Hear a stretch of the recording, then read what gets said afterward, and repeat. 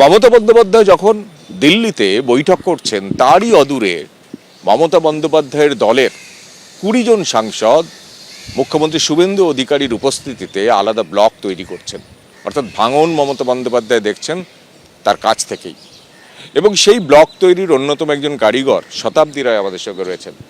শতাব্দী, আপনাদের পরিকল্পনা কি? পরিকল্পনা এখন একটা ব্লক বানিয়ে থাকা, সেখান থেকে যা যা মানে ভবিষ্যতে ডিসাইড করা হবে কি করা হবে। ইন্ডিয়ার পার্ট হিসেবে কাজ, ইন্ডিয়া পার্টি হিসেবে মানে আপনারা তৃণমূলের পক্ষে আর থাকবেন? মানে তৃণমূলের যে মেন টিম যদি থাকে সেই টিমে আমরা নেই, আমরা আলাদাভাবে কাজ করতে চাই। সেটা এখন ডিসাইড করবে মানে দল, মানে আমাদের যারা তারা ডিসাইড করবে সেটা তৃণমূলেরই ব্লক হিসেবে কি না, কিন্তু ব্লক আলাদা। ইন্ডিয়ার পার্টি হিসেবে আলাদা ব্লক। এইরকম একটা যুগান্তকারী সিদ্ধান্ত, আপনারা 20 জন এমপি, 28 জন লোকসভার এমপির মধ্যে 20 জন এমপি, সংখ্যাগরিষ্ঠ এমপি একসঙ্গে একজোট হয়ে এটা সম্ভব হলো কি করে? এবং যেখানে উপস্থিত আছেন রাজ্যের মুখ্যমন্ত্রী। না না, রাজ্যের মানে এখনকার মুখ্যমন্ত্রী উপস্থিত আছে। ও আসলে এটা সম্ভব হলো যদি ভেবে দেখেন, তাহলে তো সবাই আলাদা আলাদা জায়গা থেকে। যদি এই যে 20 জন মানে 28 জনের মধ্যে যদি 8 জন এটা হতো, তাহলে আপনি বলতে পারতেন যে এই 8 জন ভুল, বা 2 জন হতো তাহলে 2 জন ভুল। তো যখন সংখ্যাটা এত বেশি, তখন তাদের তরফে না ঠিক ব্যাপার থাকছে, তাই না? যে এতগুলো লোক যখন একটা ঘটনাকে সাপোর্ট করছে বা একটা ডিসিশন নিয়ে যাচ্ছে, আর কেউ কারোর মাস্তুতো ভাই পিস্তুতো বোন কেউ নয়, সবাই আলাদা আলাদা জায়গা থেকে এসছে, তারপরে যখন সাপোর্ট মানে ডিসিশনগুলো এক নিচ্ছে, তার মানে নিশ্চয়ই যেখান থেকে যাচ্ছে সেখানের প্রতি অভিযোগ থাকছে, বা তার অভিমান থাকছে, বা অনেক মানে ক্ষোভ, সব কিছু অনেক কিছু থাকছে।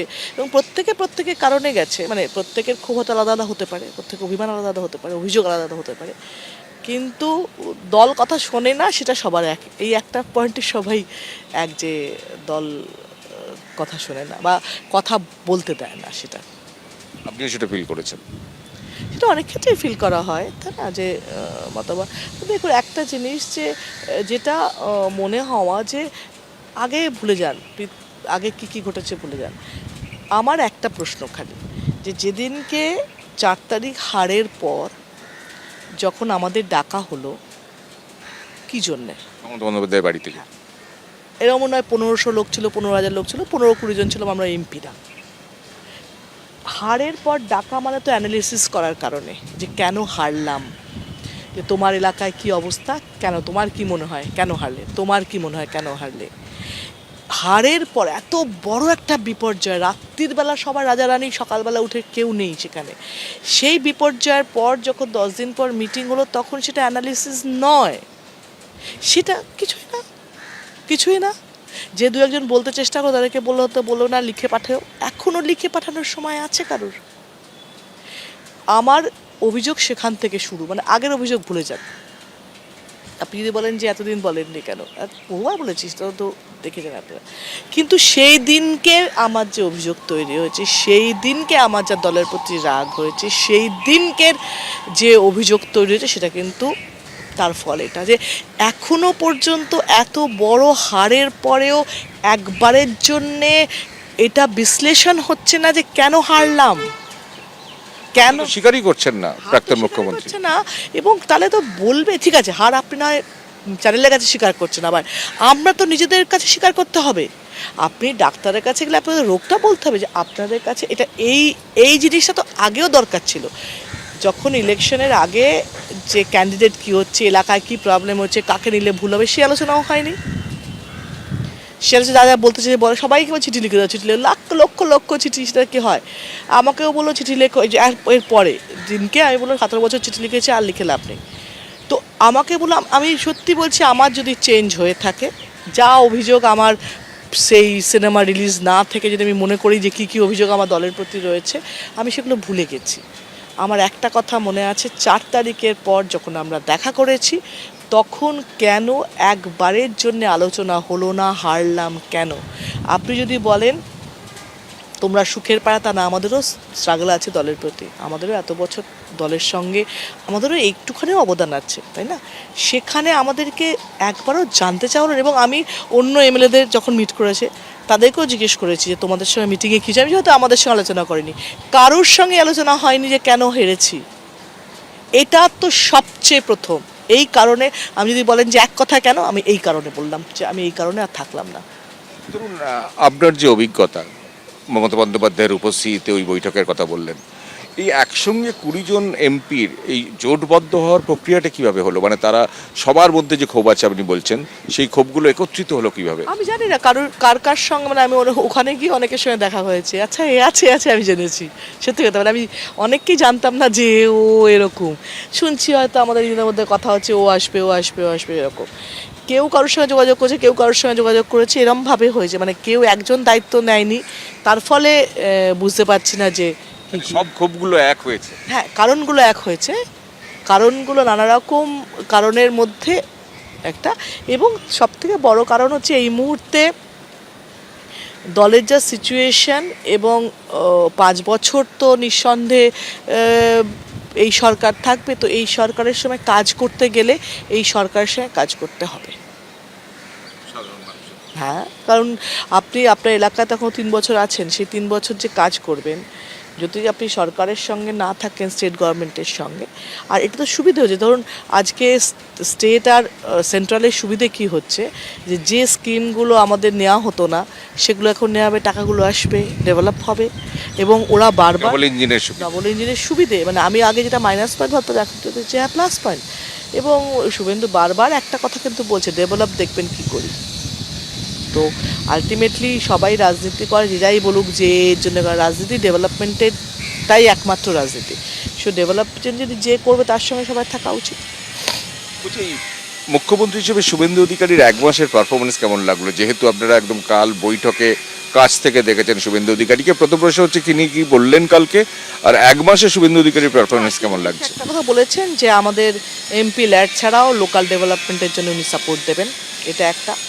দ্বিতীয়ত 1 মাসে যেটা আমিও ভাবছিলাম ইলেকশনের আগে, যে ওরা সব ইলেকশনের ক্যাম্পেনিংয়ের জন্য এইসব বলছে, এই কথা কিছু করবে না, সেটা আমার ধারণা, সাধারণ মানুষের মতো আমারও ধারণা হয়েছিল। কিন্তু জেতার পর থেকেই, পরের দিন থেকেই কাজ, 24 ঘন্টার মধ্যে কাজ শুরু হয়ে গেছে, এবং অনেকগুলো স্টেপ নিয়েছে যেটা চোখে পড়ছে। মানে হয় না যে আচ্ছা সরকার এই কাজগুলো করছে বা এগুলো করে, তো সেই জন্য আমার মনে হয় 1 মাসে যে কাজ করছে সেই পরিপ্রেক্ষিতে বলছি, এখনও সময় আছে, নিশ্চয়ই যদি এই স্পিডে কাজ করে তাহলে কাজ করবে, ভালো পারফরমেন্স করবে। এবং সেটা হচ্ছে কি হচ্ছে, এখানে সুবিধে হচ্ছে যে একটা দল তো পুরো সিস্টেমে চলছে না। ধরুন আজকে একটা দল যদি সিস্টেমে, আজকে যদি শুভেন্দু মনে করে, সিএম যদি মনে করে যে আমি এই কাজটা করব, এতে ওয়েস্ট বেঙ্গলে ডেভেলপ হবে, তাহলে ও কী করবে, ও ওপরে কথা বলবে, প্রাইম মিনিস্টারের সঙ্গে কথা বলে, কেন্দ্রের সঙ্গে কথা বলে। এটা চাই ওরা ওদের ভালো করার জন্য, যে হ্যাঁ আমাদের ভালো হচ্ছে, তাই জন্য ওরা সাপোর্ট দেবে।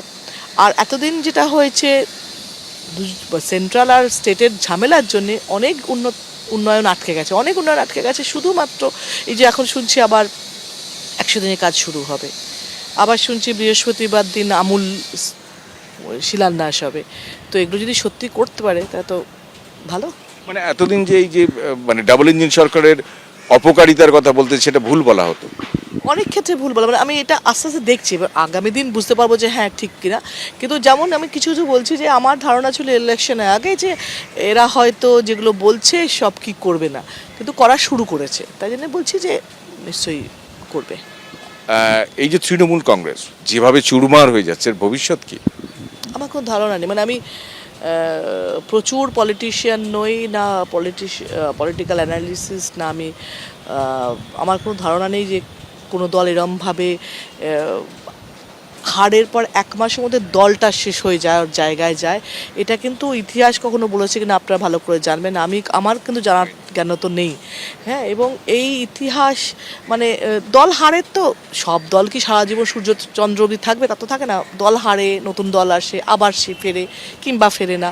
ধরুন যে কোনো দলেরই এই যে 1 মাসের মধ্যে এই অবস্থা, এটা বোধহয় ইতিহাস সৃষ্টি হলো। মানে ভোটের এখনো কালি মুছেনি, তার আগে মানে দল মুছে গেল।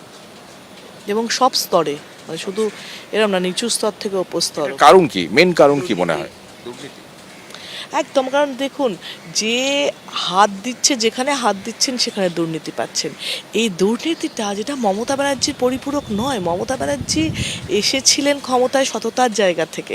মমতা ব্যানার্জির যেগুলো ইউএসপি ছিল সেগুলো নষ্ট হয়ে, মানে দুর্নীতি এমনভাবে ঘিরে ধরেছে, যেটা হয়তো অন্য কেউ দুর্নীতিগ্রস্ত লোককে আনলে ভাবতো লোক যে এটা তো এক্সপেক্টেড, এতো হবে। তো মমতা দি সম্পর্কে মানুষের এত আবেগ ছিল, দুর্নীতি নয় বলে ওই ভরসায় পশ্চিমবঙ্গ মানুষ তাকে এনেছিল, সেই ভালোবাসা থেকে সেটা এমনভাবে দলকে ঘিরে ধরলো দুর্নীতি, সেটা মানে সবার জন্যই দুঃখের। এটা কিন্তু আনন্দের নয় কারোর জন্য, না পশ্চিমবঙ্গবাসীর জন্য, না আমাদের জন্য, যা না ওনার নিজের আপনি জন্য। এতদিনের এমপি, মানে এইটা চোখে পড়েনি বা জানতে পারেননি বা দলকে বলেননি দুর্নীতির বিষয়টা? না, এত জানার সম্ভবই ছিল না। মানে এটা আপনারা তো সব থেকে বেশি খবর রাখেন, মানে আপনারাও হয়তো দেখেছেন, হয়তো 20% জেনেছেন, এখন আপনারা 80% জানছেন। কিন্তু আমাদেরও তাই, যেটুকু জানা হতো সেটুকু জানানো হতো, তাতে কোনো স্টেপ নেওয়া হতো না কখনো। মানে জানিয়েও কাজ হতো। এবং সবসময় বলা তো ভুল বোঝাচ্ছে তোমাদের, তুমি ভুল বুঝছো, ওরা তোমাকে ভুল বোঝাচ্ছে, সত্যি নয়। আমি আমার কোর কমিটির কথা বলতে পারি। আমি আমার কোর কমিটিতে যখন একজনের বিরুদ্ধে চিঠি এসেছিল আমার কাছে, আমার এলাকার, তো তার যা কারাপশন, আমি যখন কোর কমিটিতে দিলাম, আমাদের এক মন্ত্রী, এক্স মন্ত্রী বললেন যে না না না না না, এগুলো সব বাজে কথা, তুমি ছাড়ো, হিংসে লোক করছে। আনলাম, আমাকে চিঠি এসছে, তদন্ত বা খতিয়ে দেখার আগেই বলছি। আগেই বলো না না না, ওসব হিংসে না, জানি ও আছে, সে আছে। আমি বললাম যে তুই দেখা উচিত, আমাকে যখন দিয়েছে, এতজন দিয়েছে তখন, তো বললো না। সেই এক্স মন্ত্রী ইলেকশনের আগে না ইলেকশনের পরে, না ইলেকশনের আগে আগে বললো যে হ্যাঁ তুমি ঠিক বলেছিলে, আমি খবর নিয়েছি যে ও এত কারাপশনে যুক্ত। তাহলে আমি বললাম, তাহলে তখন তোমরা কেন বললে না? কোনো কথা বললে কেউ, সবাই সেটাকে চাপা দেয়, কেউ সেটাকে বলতে দেয় না। যখনই বলা হয় যে এটা হচ্ছে, তখনই সবাই বলে না না না না না না না না। আমি বললাম, তুমি এখন স্বীকার করলে, তার মানে আমি যে কটা, আমি যখনই দিদিকে বা অভিষেককে কোনো খবর জানিয়েছি, আমার সিস্টেম হচ্ছে, আমি এটা বলতাম যে এটা আমি খবর পেয়েছি, এটা আমার কাছে ইনফরমেশান আছে, আমি জানি এটা ঠিক, তাও আমার কথা বিশ্বাস করবেন না। আপনি আপনার তরফ থেকে একবার জানুন যে ঠিক বলছি কিনা, তারপর আপনি স্টেপ নেবেন। এটা সবসময়, প্রত্যেক সময় আমার বলা, এটা আমার স্টাইল, যে আমি চেক করে নেবে। হ্যাঁ, চেক করবেন যে আমি বলছি বলে। অনেক সময় না যে ভুল খবর হতে পারে, কিংবা আমি পার্সোনালি কারোর প্রতি রাগ করে বলতে পারি, সেটা যদি সবসময় বলতাম যে আপনারা কিন্তু দেখে নেবেন যে এটা ঠিক বলছি কিনা, তারপর আপনি স্টেপ নেবেন। ধরুন, এই মমতা বন্দ্যোপাধ্যায় যেদিন দিল্লিতে, অভিষেক বন্দ্যোপাধ্যায় যেদিন দিল্লিতে, তার অদূরে বর্তমান মুখ্যমন্ত্রীর সঙ্গে আপনারা 20 জন এমপি বৈঠক করছেন। ভাঙন মমতা বন্দ্যোপাধ্যায়ের হাতে তৈরি, দল তার ভাঙনের ছবি সেখানে বসেই দেখছেন। এইটাকে কি চোখে দেখছেন? দুঃখের, একদমই দুঃখের। প্রথম কথা হচ্ছে, সেদিনকে আমি তো জানতামই না যে দিদিরা ওদিনকে যাবে বা অভিষেক যাবে, আমার কোনো ধারণা ছিল না, আমি ছিলাম না ইন্ডিয়াতে ওই জন্যে। কিন্তু যে সিচুয়েশনটা বললেন সেটা দুঃখের, একদম দায় কার? ওনাদেরই দায়। কারণ দেখুন, আপনি যদি একটা জয়েন্ট ফ্যামিলি হয়, যতক্ষণ বাবা মা বেঁচে থাকে, 3-4 ভাই বোনকে একসঙ্গে রাখার দায়িত্ব কিন্তু বাবা মায়ের। যখন সংসারটা ভাঙতে শুরু করে, তখনও দায় কিন্তু তাদের। এরকম বহু যৌথ ফ্যামিলি আছে, শুধুমাত্র বড়দার জন্যে বা বড় বাবা মায়ের জন্যে এক করে রাখে, তখন তাকে প্রশংসা করা হয় যে বাবা মার শিক্ষাতে ওরা ঠিক চলেছিল। যখন ভাঙবে সংসার, তখন তাদেরও দায় নিতে হবে। এই অভিষেক বন্দ্যোপাধ্যায়ের ভূমিকা নিয়ে প্রচুর প্রশ্ন উঠছে, এইটা নিয়ে কি বলবেন? আমার অভিষেক বন্দ্যোপাধ্যায়ের সিদ্ধান্ত নিয়ে কিছু দ্বিমত আছে। মানে সবাই যে বলছে না যে ওর সিদ্ধান্তের জন্য ভুল হয়েছে, দেখুন, ওর সিদ্ধান্ত হয়তো অন্যভাবে রাজনীতিটা করতে চেয়েছে, বা রাজনীতিটাকে ভেবেছে, বা টাইমের সঙ্গে সঙ্গে জেনারেশন গ্যাপে রাজনীতি পাল্টাতেই পারে। না না, আমি বলছি, কিন্তু সিদ্ধান্ত নিয়েছিল, সেটা আগে তো জিতেছে। হয়তো পাতে প্রশান্ত কিশোর রাজনৈতিক লোক, ওই জন্য ওর আইডিয়া ঠিকঠাক ছিল। প্রতীকজন আমার মনে হয় রাজনৈতিক লোক না, বিজনেসম্যান, সেই জন্যে ওর আইডিয়াগুলো ক্লিক করেনি, আমার ধারণা, এটা আমার নিজের অ্যানালিসিস। প্রশান্ত কিশোর আর প্রতীকজনের ডিফারেন্স প্রচুর, সেটা হতে পারে। আর তা না হলে অভিষেকের টাইমিং, আমরা যদি ভাগ্য বিশ্বাস করি, তখনকার ঠিক মিলে গেছে। কারণ অভিষেক আমাকে যখনই বলেছে যে এতগুলো সংখ্যা আসবে, এটা মিলেছে। কাউন্টিং, মানে হ্যাঁ এতগুলোই সিট এসছে। তো আমার বিশ্বাস ছিল যে ওর প্রতি যে ও কী করছে। যেটা হলো, ওকে আমার যেটা দুটো ধারণা, একটা হচ্ছে ওকে আইপ্যাক মিসগাইড করেছে, ভুল রিপোর্টিং করেছে, যে কারণে ও আগের রিপোর্টিংয়ে ও আমাকে বলেছিল এতগুলো সিট পাবে, ততগুলোই পেয়েছিল, এবারে বলো 200 সিট পাবে, পেলো না। তার মানে ও তো আর রাস্তায় গিয়ে গিয়ে জিজ্ঞেস করছে না, ও তো ওইখানে বসে বসেই সার্ভে করছে, সেই সার্ভে রিপোর্ট তার মানে ওকে ভুল মিসগাইড করেছে। দুই, তৃতীয়ত হতে পারে ওর ওভার কনফিডেন্সের শিখেছিল যে আমরা যা করছি সেটাই শেষ কথা হবে। আর আমার সবচেয়ে মনে হয় যে ওর সিদ্ধান্তে, দেখুন একটা দল চালাতে গেলে বা ইলেকশন করতে গিয়ে সিদ্ধান্ত নিতেই হবে, সেটা ভুলও হতে পারে ঠিকও হতে পারে। তাই জন্য ওর সিদ্ধান্তে নিয়ে আমি ভুল বলছি না, আমি যেটা ভুল বলছি সেটা হচ্ছে ওর লাইফস্টাইলটা। ও যেভাবে দলে যেভাবে ও জীবনযাত্রা তৈরি করেছে সেটা চোখে লাগার মতন, এবং তাতেই ওর মানে চলাফেরা বা যেরম সিস্টেম, তাতেই কিন্তু ও মানে ও হচ্ছে সবার কাছে অভিযোগের কারণ। মানে মামাটি সুলভ নয়।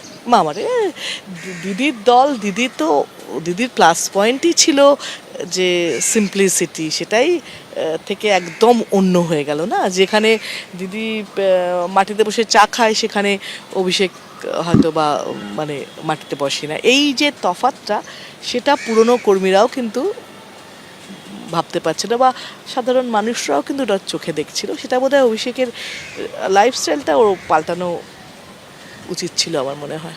আজকেই ধরুন এই যে জাল সইকাণ্ডে সিআইডি মমতা বন্দ্যোপাধ্যায়ের কার্যত দোরগোড়ায় উঠোনে পৌঁছে গেছে, যে জাল সই করেছেন বিধায়করা, অভিষেক বন্দ্যোপাধ্যায় সেই চিঠি পাঠিয়েছেন বিধানসভায়, এবং জানিয়ে এত কাণ্ড এবং ঋতব্রত বন্দ্যোপাধ্যায়দের মানে আবির্ভাব। আসলে যেটা মনে হয় যে সময় খারাপ গেলে এবং তখন ভুল সিদ্ধান্তের পর ভুল সিদ্ধান্ত হতেই থাকে সেরকম। তা না হলে এরকম একটা ছেলে মানুষই কেউ করতে পারে, মানে যদি জাল করে থাকে তাহলে একদমই ছেলে মানুষ। এখন টাইম খারাপ যাচ্ছে এবং এখন ক্ষমতায় নেই যে কোনো কিছু ম্যানেজ করতে পারবে, তখনও এই সিদ্ধান্ত নেওয়াটা তো ভুলই হয়ে গেল না। তারপরে সেই ভুলগুলো এখন তো আরও বেশি কনসাসলি চলা উচিত। যদি এখনও ভাবি যে আমরা ক্ষমতায় আছি, চেপে দেবো, তাহলে তো হবে না সেটা। তো সেই জন্য পৌঁছেছে, তদন্ত বলবে যে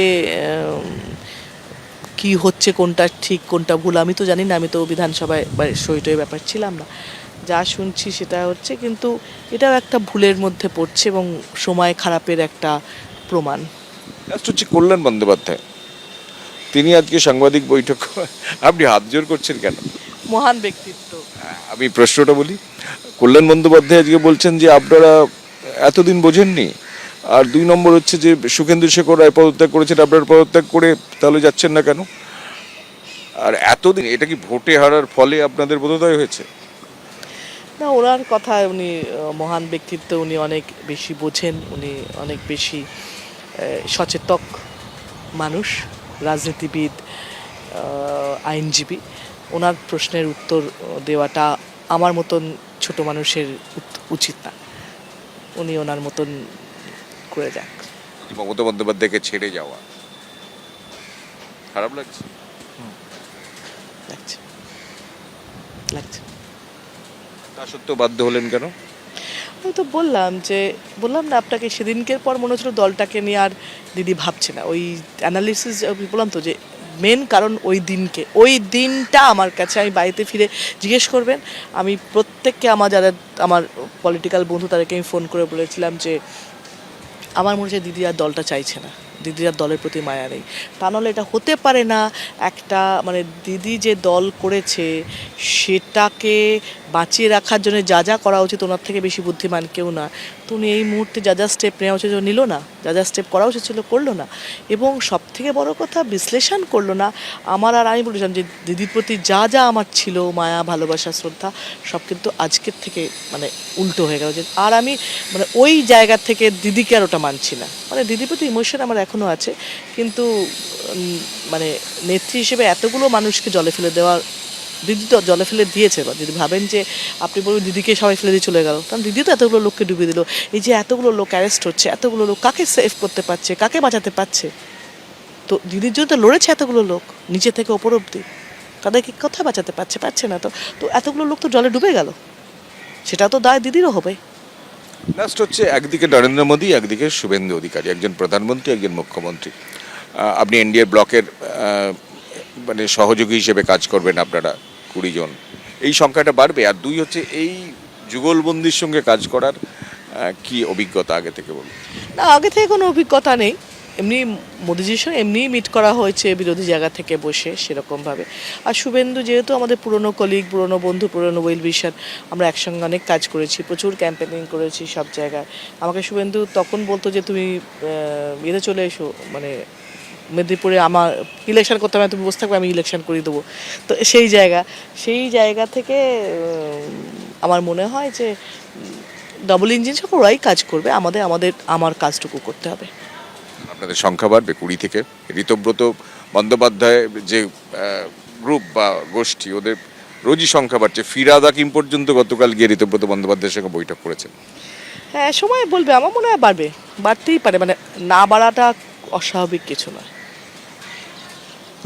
আমরা কথা বললাম শতাব্দী রায়ের সঙ্গে। শতাব্দী রায় একটা বিষয় স্পষ্ট করলেন যে তারা বাধ্য হয়ে এই দুর্নীতির বিরুদ্ধে বাধ্য হয়ে একজোট হয়েছেন এবং এনডিএর পার্ট হিসেবে তারা আগামী দিনে কাজ করবেন, এবং এর দায় অনেকটাই মমতা বন্দ্যোপাধ্যায়ের উপর। কারণ মমতা বন্দ্যোপাধ্যায় কে দল ছেড়ে যাচ্ছে এমনটা নয়, তিনি যেভাবে তাকে ছেড়ে অন্যরা যাচ্ছেন তাদের পিছনেও একটা কারণ আছে, এবং সে কারণ যথার্থ। ক্যামেরায় উজ্জ্বল ঘোষের সঙ্গে কৃষ্ণেন্দু অধিকারী, এবিপি আনন্দ, কলকাতা। এবিপি আনন্দ, এগিয়ে থাকে, এগিয়ে রাখে।